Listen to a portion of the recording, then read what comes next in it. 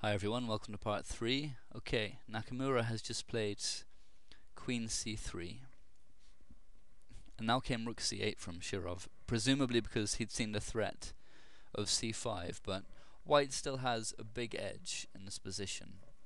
Nakamura now blockaded the e-pawn with Rook e3, again not rushing things and keeping his position solid before he deals the fatal blows, And it's excellent play that's in accordance with all the classical chess teachings.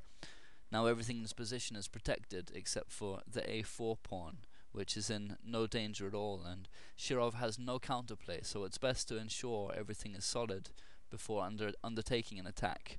It means your attack will be, as strong as it possibly can be, and your opponent will have as little counterplay as possible.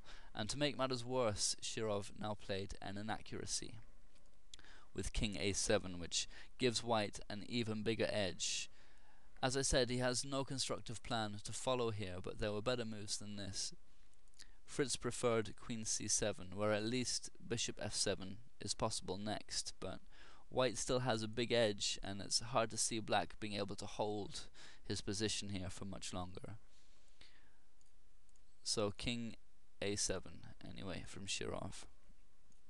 And now came Bishop c6, which renews the threat of c5 and a tactical disaster for Shirov, which is embarrassing for him really, as he's known as being a master of tactics himself. And here he played another inferior move with Rook d8, as this makes c5 an even more potent move. Better was Bishop e8, but White is still miles ahead and in fact has a winning advantage here. After c5, Queen takes c5, and either Queen takes a5 check. Alternatively, Queen takes c5 check also leads to a winning endgame, but this line is more interesting. After Queen takes a5 check, these connected passed pawns, aside, they're one advantage that White gets, but even without considering them, White has a winning attack after King b8, which is forced, and now Queen a8 check, again forcing King c7. And now the nail in the coffin, Rook takes e4, which spells doom for Black no matter what he plays here. The biggest threat is Queen b7 check, and after King d8, Queen takes e7 mate. And if Rook takes a8 here, then there's Rook takes e7 check, and after the King moves, Bishop takes a8 with two rooks against the Queen, and the win would be easy in that position. If instead Rook takes e4, now it's mate in 4 with the aesthetic Rook f7 check. And there's no Bishop takes f7 because of Queen b7 check, forcing King d8, and now Queen d7 is mate. So after Rook f7 check, it would have to be King d8, but now Queen a5 check completely forces mate.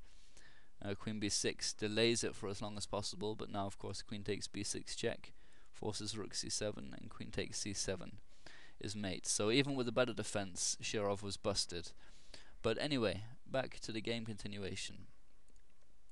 Rook d8 is what he did play. Now came c5, and the tactical disaster begins for Black. The point here is that the Black Queen only has 2 squares. If c7, that's one of them, then b6 check simply wins the Queen, and the owner of the square is Queen b8, and then Queen takes a5 is mate, so the Queen can't move, and as she's attacked, this forces d takes c5, but now comes Bishop takes e4 with a discovered attack on the Queen, and as before she has no squares. Again, if Queen b8, then Queen takes a5 is mate, and now if Queen c7, it's mate in 2 with Rook a6 check, King b8, and Rook a8 mate. So that's no good. After Bishop takes e4, Rook d6 is what Shirov played, but this allows Rook takes d6, and after Queen takes d6, now comes Queen takes a5 check, and White's attack is completely winning at over 6 pawns ahead. And again, the connected passed pawns are the least of Black's troubles. His king will be mated before even one of them queens. And at this stage, Shirov resigned. A sample continuation goes King b8, which is the only move to avoid mate, but now Rook d3 wins the Queen because if it moves, then rook d8 will be mate, and black is forced to try something like rook a7. But now there are many good moves, the best of which is queen d2, which forces black to give up his queen to stave off mate. But after that, of course, he won't survive for long. So it was a great game from Nakamura that reduced Shirov's lead to just half a point ahead of Carlsen in second, tied with Nakamura, who's now certainly proved he's a force to be reckoned with at the highest levels. Tomorrow he's playing Vladimir Kramnik, which is sure to be a great encounter, whilst Shirov plays Carlsen and Ivanchuk takes on world champion Vishy Anand, so it's sure to be a great day for spectating. I hope to see you at Chess Bomb. My username there is Destrudo, which is also my online chess handle. And I hope too that you enjoyed this game. Please leave any comments or thoughts.